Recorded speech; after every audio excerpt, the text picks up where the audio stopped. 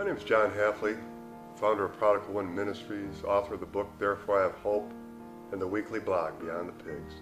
Thank you for giving me an opportunity to share my story, a chance to give you an idea of where I've been and how, through the grace of God, I've been led here today.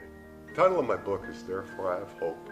These words can be found in the book of Lamentations and were written by the prophet Jeremiah. The book of Lamentations has also been called the book of tears. Jeremiah wept because his people had rejected their God, the God who made them, loved them, and sought repeatedly to bless them. The first part of Lamentations, the first few verses, Jeremiah is just pouring his heart out to the Lord. You can just feel the prophet's about ready to give up.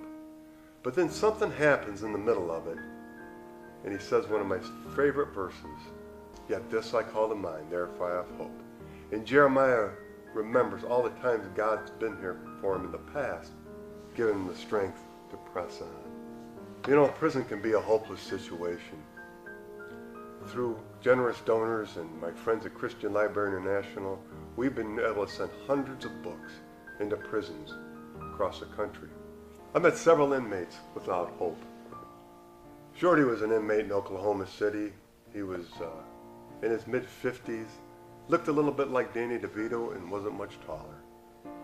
You know, Shorty was a long ways from accepting Christ. But as I got to know him a little bit better, I could see him drawing closer. Well, one Thursday night I was getting ready to go to chapel services and asked Shorty to join me. A dejected Shorty looked up at me and down at the floor and said God would never want anything to do with someone like me. He turned and he walked away. You know, it left me feeling dejected. I didn't know what to say. I thought, I'll talk to him tomorrow. Well, tomorrow never came because Shorty had a gallbladder attack and ended up in the infirmary, and I was transferred to South Dakota before he got out. But I learned a valuable lesson. I learned there may never be tomorrow to share my faith. Now I try to take advantage of every opportunity. But I knew a seed was planted, and I have enough faith to know that God would make it grow. I pray that Shorty lets go of the baggage of his past and moves on to a relationship with Christ. You know, maybe you're carrying some baggage from your past. If you are, I pray you let go of it and you move on in your relationship with Christ. Well, thank you again for giving me a chance to share my story. May the peace of Christ rule in your hearts, and the word of Christ dwell in you richly. And whatever you do in word or deed, do it all for